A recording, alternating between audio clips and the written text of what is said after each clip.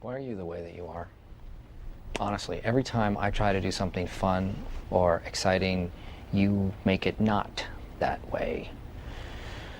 I hate so much about the things that you choose to be. All right, welcome back to the third episode of the third season of this new and revamped First and 35 podcast. I'm your host, Gus Cousins. As usual now, I'm by myself. Surprise, surprise. Hopefully that'll change in the upcoming weeks, but I guess we'll just have to wait and see until then. So there's a cliffhanger for you right off the bat. This week, I think, well, the last couple weeks I've tried to keep them shorter than they were the first couple seasons. Back in the days when I actually had co-hosts here and the administrator was here, I know we had a couple episodes of this that were stretching on like an hour and a half or something ridiculous like that. And, at the time, it was worth it because we were having these discussions and there were sports going on and all this stuff was happening. It was baseball off season. We were dealing with the Garrett Cole thing there for a couple weeks, the Blue Jays getting Hyun-Jin Ryu, all sorts of different things.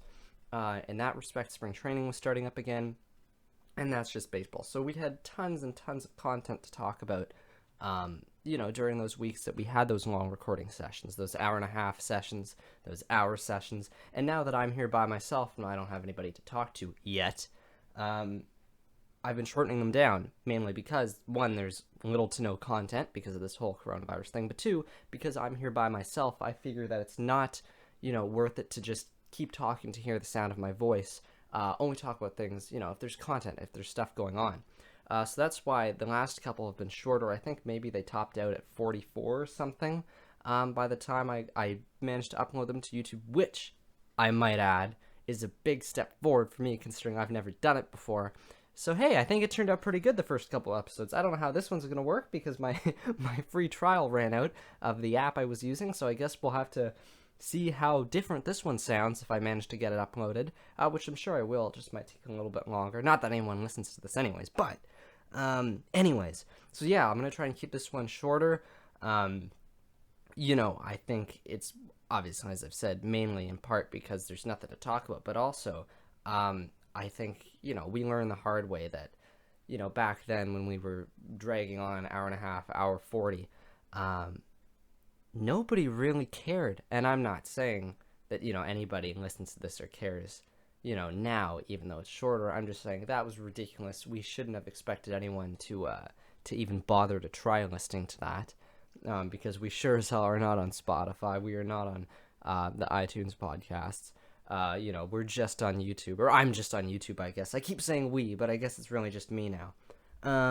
But anyways, so yeah, it should be relatively short compared to what has happened in the past. Mainly this week, it was back with the football news because at this point, last weekend, when I was recording, the NFL Draft was just coming to a close. I believe it was in the fourth round. It was wrapping up, so the fifth, sixth, and seventh rounds are all obviously all done. And now that the dust has settled, more moves have been made, moves that involved the draft last week in the later rounds that I obviously couldn't talk about because they just straight up hadn't happened yet, occurred, and now I can talk about them this week. So mainly, as I've said, the news was really in the NFL. So I guess that's where I will start. The biggest trade last weekend was that the Dolphins got their new starting running back, Matt Breida, out of nowhere from the 49ers in exchange for a fifth-round pick. Breida, who's only 25, is going to team up with also a relatively young Jordan Howard in the Miami backfield. I think it was a great trade for them. I think they absolutely fleeced the San Francisco 49ers. A fifth-round pick for Matt Breida is nuts. Last year, he had 5.1 yards per carry. Now, last year, it was skewed because they had three really good running backs in San Fran. So he was, if you want to call him the third running back out of the group, because they had Raheem Mostert and Tevin Coleman, who I think were really, really good. Well, obviously, they were really, really good. Raheem Mostert was nuts, and Coleman was pretty good, too. That's not to take anything away from Breida, who, the year before, in 2018, posted 814 total yards and had 5.3 yards per carry in 2018.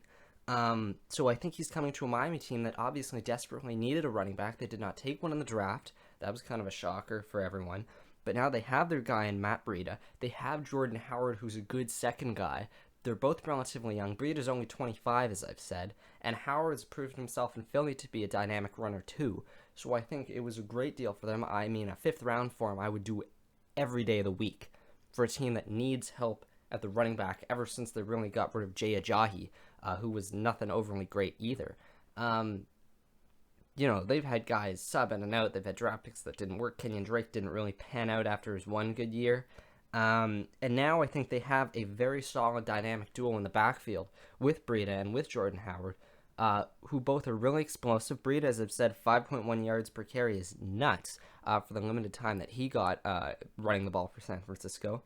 I don't have Jordan Howard's numbers off the top of my head, but I think he was, around 3.5 to 4, which is obviously not bad either. That isn't 5.1, obviously, and I don't expect Matt Breida to keep that up because he had less playing time last year in San Fran than he will this year in Miami. He's going to run the ball so much more for the Dolphins compared to the 49ers is what I mean to say. And, I think with that being said, the numbers may decrease a little bit, but Matt Breida is still a very, very good running back, along with Jordan Howard. So that was really the biggest trade, I thought. Overall, and I know the I keep talking about the Dolphins because they're my team, but they, I think, cleaned up in that draft. I don't care really what a lot of the people say. They got Tua, it was brilliant. They got Austin Jackson, the lineman, who I think was really good. Even their cornerback, they picked at their third first-round pick. I think they had a really, really solid draft, outside of the fact that they took a long snapper in the 6th round, Blake Ferguson, who, nothing against Blake Ferguson, but I think taking a long snapper in the 6th round is a little bit out to lunch, but I guess we'll see. Maybe he'll turn into an all-pro long snapper. Who knows? Anyways, the Dolphins also traded former first-round defensive end Charles Harris to the Atlanta Falcons in exchange for a 7th-round pick next year. Harris never panned out in Miami. He was, a highly touted first-round pick however many years ago. He had an abundance of opportunities for the Miami Dolphins. Could not do anything. In comparison, Taco Charlton, who the Miami Dolphins claimed off waivers last year, had more sacks last year in half a season for the Dolphins than Charles Harris did his entire career with the Dolphins. So I think that is all that needs to be said, really. I think Charles Harris obviously was going to be moved on. I am amazed that somebody gave up a draft pick for him. I don't care if it's the 7th round pick. I don't care if it's the last pick in the 7th round. I am thrilled that they got a pick for him because, quite frankly, everyone kind of expected they were just going to cut him and let him go. I hope he does well in Atlanta because he obviously showed the potential of a first-round pick. That's why the Dolphins took him there, but did not work out in Miami. It was time to move on, and I think it was great that they got a 7th rounder because I really don't think. I think the Falcons probably could have just waited this out and said, yeah, they're going to cut him, and then we can sign him for nothing. So I think getting that 7th rounder is a bit of a bonus for the Dolphins, who were just desperately trying to get rid of Charles Harris for quite a while now. The Eagles also made a trade. They got wide receiver Marquise Goodwin and a 6th rounder in exchange for the San Francisco Giants 6th rounder. Philadelphia, who was desperately in need of wide receiving depth, they apparently have been going after Marquise Goodwin for quite a while now. And only giving up a 6th round pick to get him, I think, is also a good steal. The Eagles, obviously, with Carson Wentz and that whole thing going on, people debating how good he really is. Okay, he hasn't had a whole lot of wide receiver help. Injuries have plagued that team for the last couple of years. I think Marquise Goodwin is a good depth player. I think he'll go in and stabilize the core. And I think it's a great deal for them. Again, only giving up a 6th rounder. The 49ers also traded for Trent Williams, a lineman from the Washington Football Club, in exchange for a 3rd round pick and a 5th round pick, both in 2020. I think that was a good deal for the 49ers. Obviously, their tackle, Joe Stanley, who we'll get to in a little bit, announced his retirement. Trent Williams comes in and fills that hole very, very quickly. A 3rd round pick and a 5th round pick. I think Washington probably could have gotten a little bit more, let me rephrase. I think people thought Washington could have gotten a little bit more. Obviously, none of us actually know for sure, but they obviously like what they got, and I think Trent Williams will be pretty good for the 49ers, especially filling in for that tackle role to replace Joe Staley. The Saints signed quarterback Jameis Winston to a 1-year, $1.1 million deal. There's not a whole lot to talk about there. He'll go back up Drew Brees. They want to turn him into another Teddy Bridgewater-type quarterback. when they need him, to see if he can, live up to the potential that he never really lived up to in Tampa Bay. And it's really, really cheap. 1.1 million is next to nothing. Taysom Hill is probably sweating buckets right now because he was the backup quarterback once Teddy Bridgewater moved on. So, it's Drew Brees. Taysom Hill has his own little thing because, he plays all these different positions. But I think he's going to be bumped even further down the line for throwing the ball because they got Jameis Winston in for such a cheap deal. The Titans signed veteran cornerback Jonathan Joseph to a one-year deal. He's 36. This is 15th NFL season. I was kind of surprised to see that anybody took a flyer on him. The contract details haven't been announced, but I would imagine it's a very, very cheap deal for the Titans, who already have good cornerback depth. He is a two-time Pro Bowler, bounced around the league quite a bit, made a name with the Texans. Now the Titans are going to pick him up, I would imagine, on the super cheap, just to see if they can get, one season out of him. I would not imagine he'd be back after this season. He's had a very, very nice long career. But the Titans see something there and they want to go get him. The Bears signed veteran wide receiver Ted Ginn Jr. to another one-year deal. Again, the contract details haven't been announced because it's such a minor deal. I would imagine it's overly cheap as well. And the Bears just need wide receiving depth at this point to help that god-awful quarterback room in Mitchell Trubisky and Nick Foles. Probably the most interesting transaction of the week happened yesterday. Right after the Bengals released quarterback Andy Dalton. After 9 seasons with the team, he's 32 now, 3-time Pro Bowler. He leads Cincinnati, their franchise, with TD passes with 204. There his entire career, first-round pick when they got him way back when. So he was released, obviously, because they got Joe Burrow, and they're going to let Joe Burrow do the majority of the starting, or the entirety of the starting now, I suppose. The Dallas Cowboys swooped in and signed Andy Dalton to a one-year, $7 million deal. He will be the backup to Dak Prescott. And the minute this happened, everyone's saying, well, they're paying Andy Dalton quicker than they're paying Dak Prescott. What the hell is Jerry Jones doing? And quite frankly, I don't think a lot of people know or want to know what Jerry Jones is doing, because he's kind of weird that way. Andy Dalton immediately turns into a top-tier backup quarterback for a team that may or may not really need one if Dak Prescott lives up, to the potential that he can and has shown in the last however many years with the team. Now, the only interesting thing with this is because Andy Dalton, realistically, is an NFL starting caliber quarterback. If Dak Prescott, these negotiations between him and Jerry Jones, I'm going to call him Jerry Jones because he's really in charge of everything, about this new deal and how much money he wants or will end up getting, continue, it's always nice to have a guy ready to go in case something happens. What am I insinuating? I don't really know. But I'm just saying it's very, very nice to have a quarterback the caliber of Andy Dalton ready to slide in and can easily start for that team. Very easily. If something unfortunate were to happen to Dak Prescott. I don't know what that is, whether it's a holdout on either end. I don't know. It likely won't happen. I'm just saying that it's nice to have a guy like Andy Dalton there ready to take, the starting spot if need be. So we'll have to wait and see, but I think he gets a good deal. It's a one-year deal, and he'll hit free agency next year as well. It was kind of surprising that he didn't go to one of the few teams that, still had a starting quarterback spot opening. Some people were mentioning the Jacksonville Jaguars, but I think they like Gardner Minshew a lot. So, it's tough to come by. And, obviously New England was in there because Tom Brady's gone. But they're going to go with Jarrett Stidham, and they don't have a lot of money to deal with anyways. The Chiefs released longtime punter Dustin Colquitt. He's now 38. He spent 15 seasons with the team ever since being drafted by them. He's attended 2 Pro Bowls. Very, very nice career.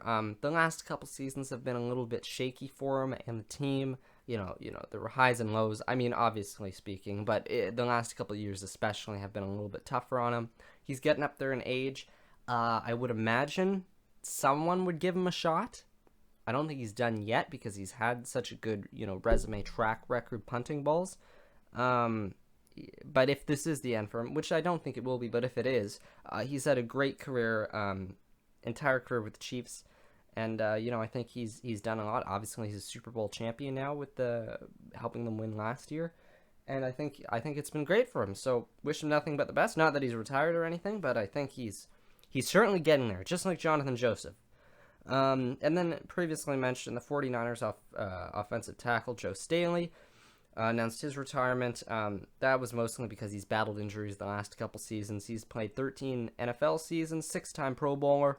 Not overly old in that regard either. But obviously the whole injury concept in the NFL, guys going out so soon because of all the injuries they sustain on their body, because it's such a physically demanding sport, that in this case, I don't really know if any NFL player having to retire because of injuries is shocking at this point. I don't. I think maybe, if you're a long snapper, if you're a kicker, if you're a punter, maybe. If you're a quarterback, maybe.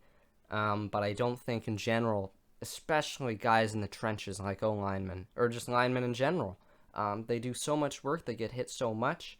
Obviously everyone talks about, cornerbacks and wide receivers, because they go up, these blindside hits and all that for CTE. Everyone is getting beat up. Everyone is getting beat up. No one should be saying that anybody's, better handled to suit injuries than anyone else in terms of positioning, I mean. These guys are in the trenches. They obviously play every snap of the game. It's tough for them. It's really tough for them. And I think in terms of Joe Staley, he's had a very nice long career. Obviously went to the Super Bowl last year, did not win. But, 6 Pro Bowls, he's had a hell of a career. And congratulations to him and happy retirement, I guess. Moving on to the NHL, where there were a few notes there as well. The biggest one being the Bruins re-signed backup goalie Yaroslav Halak to a 1-year, $2.25 million deal. He's 34 now. Put up great numbers last season with the Bruins, a 2.39 goals against average and a .919 save percentage in 31 games started. Obviously they have Tuukka Rask, who will be there. He'll be there, obviously their starter for quite some years. But Yaroslav Halak, that was a great tandem in Boston. Halak performed well beyond expectations when they originally got him. $2.25 million on a 1-year deal is ridiculously cheap. I think it's a benefit to both sides. If Halak can go out and put up those numbers again and then test free agency at 35, I mean, maybe he's not going to be earning the money that he, a 26-year-old guy putting up those numbers would. But it's another prove-it deal, and he's proved that he's been a very valuable asset to a really, really good Bruins team over the last couple of years. The Red Wings signed 25-year-old forward Matthias Brome to a 1-year deal. He played in the Swedish Hockey League. He played on Örebro HK in the SWE-HL. Put up 43 points in 52 games, which included 17 goals and 26 assists. Relatively young, the Red Wings are a god-awful team. No one really needs to point that out, but I guess I do.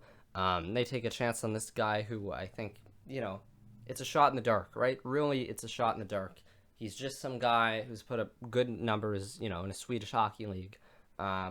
See what happens, right? Maybe you'll turn into something half decent. You have nothing to lose. You have absolutely nothing to lose, especially since it's a 1-year deal with them.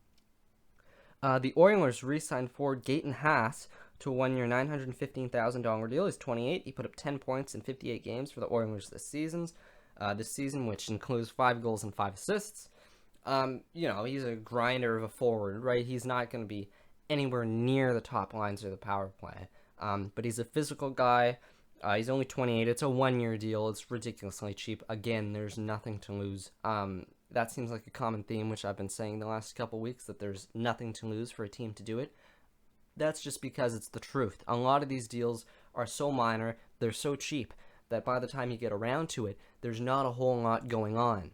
Behind the scenes, you get what you are paying for, and when you pay $915,000 for a guy, you are not going to get so much more than that. 5 goals, 5 assists on a fourth liner, really. I think that's a pretty decent deal. Obviously, Gaetan Haas would obviously want to put up like 40 goals and get paid millions of dollars, but that's just not who he is right now. And I think the Oilers get him for cheap, and I think it's a good deal for them. The Senators sign free agent forward Artem Zub out of KHL. He played for St. Petersburg last year, 13 goals, 9 assists for 22 points in 57 games played. He's 24.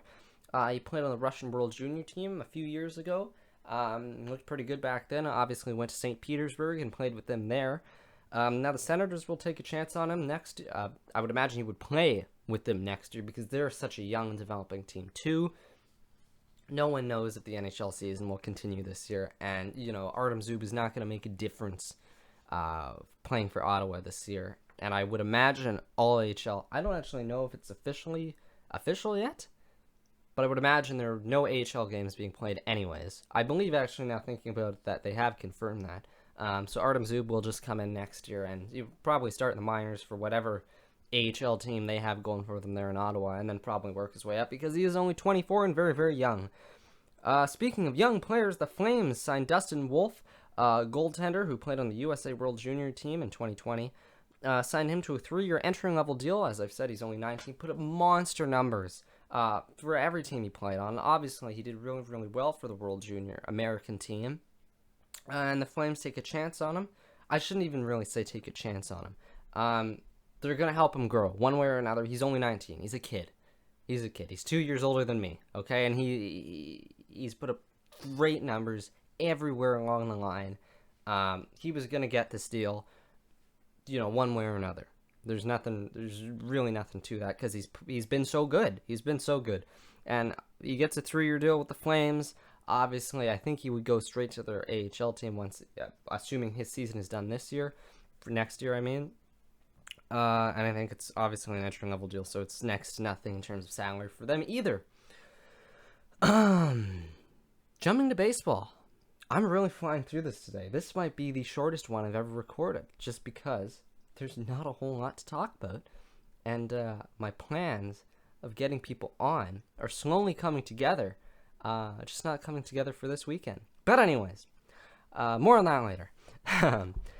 Going into the MLB, the biggest piece of MLB news, really, outside of the speculative rumors that, when's the season's going to start, we'll talk about that a bit.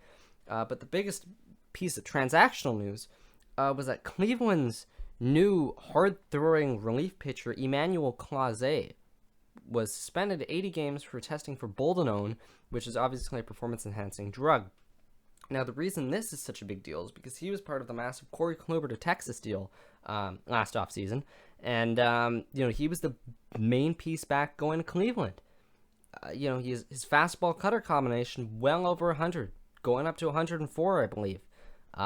He was supposed to be the guy, the big piece going back to Cleveland in that deal. And whenever the season starts, however long or close it is from now, he won't be a part of it. A Cleveland team that is still trying to compete, that's dealing with salary issues, that obviously got rid of Kluber and they liked Clase so much. He's been very good in the minors. He's been very good for Texas. He throws super hard. What's not to like? Well, this is what you don't like. That you trade, a former ace in Corey Kluber for a bunch of guys, mainly Emmanuel Clase, who now you can't use in a year that you were trying to compete, and your window is closing very, very quickly. With the Minnesota Twins coming up, the Tigers getting better, the White Sox getting much better, the Royals getting younger, on a veteran team like the Cleveland Indians, it's tough. And when you lose a guy like Emmanuel Clase, who was supposed to be a big part of your relief corps and your pitching depth this year, it's tough. It's tough when that happens, and I think it's obviously not good for the player. It doesn't look good for him. It doesn't look good for the organization. There's not much more to say to it than that. And I guess we'll just have to wait and see. Obviously, they'll keep him around. There's no doubt in anyone's mind that he'll still be in Cleveland after this is done. But it's unfortunate that he'll miss this season. I say this season, most of the season. I don't actually know how long the season, if it starts, is going to be. So I'm assuming he'll just be done this year. Trey Mancini, unfortunately, will also be done for this year. Terrible news that he announced he's going to miss all of the 2020 season due to chemotherapy treatment that he'll have to go through for the next 6 months. Came out that he has stage 3 colon cancer. It's a brutal situation that I'm not going to spend too much time talking about, just because it's really none of my business, to be quite honest. It's cancer. It's terrible. Obviously, he was the best player for the Orioles last year, for quite a few years now. Young, hits bombs. He was really the only good thing going for them. And I know it's it should never, ever be the top of anyone's mind. When a good player goes down, how it'll affect the team. It should entirely be how it will affect Trey Mancini. And in this case, the chemotherapy is obviously of much greater importance than how good or poorly the Baltimore Orioles will do whenever the season starts. One thing I will say is that this probably locks them in for another top 2 pick whenever the next draft happens. They were brutal with Trey Mancini. They're going to be even more brutal without him. I know that's stating the obvious because he was their best player last year, and he will be next year too if he were to play. But without him, Baltimore's roster just gets that much more embarrassing, really, because you have a terrible team, a terrible pitching staff, not a loaded minor league team. It's tough for them. It's tough for them right now. It's going to be a bad few years before they even think about trying to, really get better too much. And Trey Mancini's absence is not helping. Now, with that being said, I think everyone wishes him the best, obviously, because he's going through chemo. It's such a tough time for him. 6 months is a long time. He'll be getting the chemo once every 2 weeks for said 6 months. And obviously, everyone hopes that he comes back as soon as possible. Great player for the Orioles, great player around the league. And, we wish him nothing but the best. The second and last thing I want to talk about before I jump away from sports for a little bit to wrap this up is MLB is obviously considering a wide variety of things. How are we going to get the season done? Is it going to happen? Where's it going to happen? Who's going to play where in what stadium? Yada, yada, yada. The latest piece of news that came out was that MLB was apparently considering a 3-division league dividing, all of the United States and then the Toronto Blue Jays up in Canada into a West, Central, and East divide. Obviously, teams like, the Mariners, the Giants, the A's would all be on the West. Teams like Pittsburgh and Colorado would be playing in the Central. And then teams like the Mets and the Blue Jays and the Rays and the Yankees and the Red Sox would all be playing in the East. So it's an interesting concept to have a 3-division league. I obviously would have no clue what the playoff structure would be if that were to happen. I would say it's certainly from a selfish Blue Jays oriented point of view doesn't help them in the least, because they would be stuck in a division with the Yankees, with the Rays, with Boston, and yes, they would be stuck with them anyways, so that should be normal. But then you get into teams like the Nationals they're going to be with, the Mets they're going to be with their pitching staff, quite a number of other teams that are really, really, really good. They're going from a tough division to a ridiculous division. Imagine having to play the Yankees in a series, then the Red Sox, then the Nationals, then the Mets. You would get smoked. Right now, the Blue Jays would get smoked in those 4 series. Absolutely annihilated. Just obliterated right into the ground. And there's no other way to put it, because it doesn't matter how far, of an advance the Blue Jays make. It's ridiculous. The Nationals coming off, the World Series win. The Mets with DeGrom and their great rotation. The Yankees and all their firepower. The Red Sox, and they're always going to be tough because even though they don't exactly have Mookie Betts anymore, they're still a very, very good team.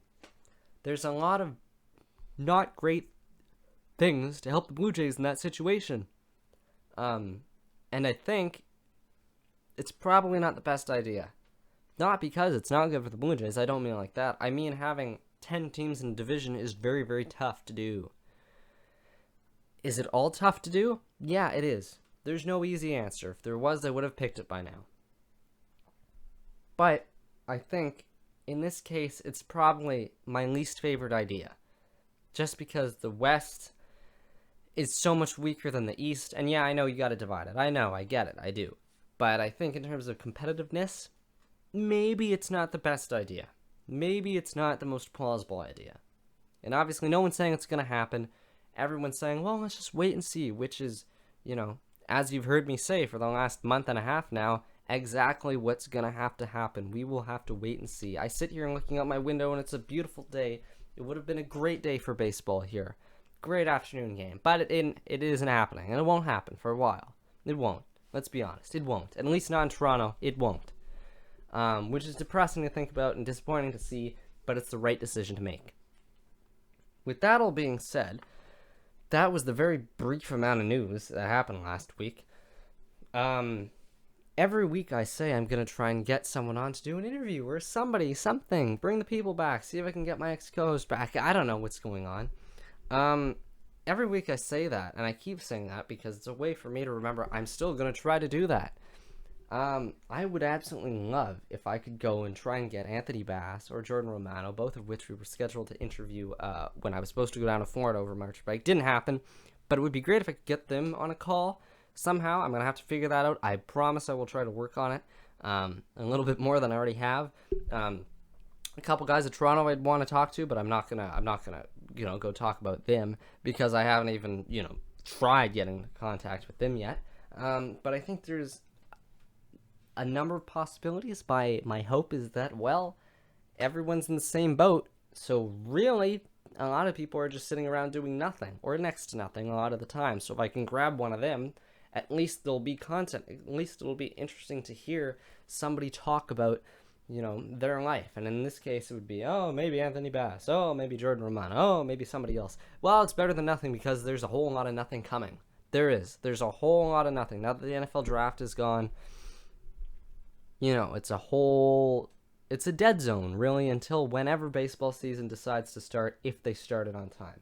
So, or not on time at all, I should say. But yeah, so I think I will definitely try to get somebody or some people on. Obviously, no promises. I would like it. I think this is realistically a joke of a podcast because we are not doing a whole lot. I am not doing a whole lot. I'm trying to run it by myself, which is, if you imagine, pretty goddamn difficult, given that I no longer have my host and I no longer have our administrator to run the show. So I am struggling here. So I think with that being said, hopefully I can get someone.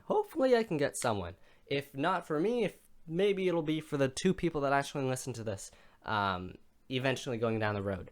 So with that all being said, I'm looking over. I think we're just over half an hour or so on this. I kept to my word. We're keeping it short. I'm keeping it short. Gotta stop saying we. But yeah, so I think it'll be a fun time if I do manage to get that done and get somebody in on a call, whether it's a Skype call, a Zoom call, whatever. I think it'll be interesting as hell because there's not a whole lot going on. So with that all being said, assuming we all don't die of this virus that keeps going on, I guess you'll hear from me next week.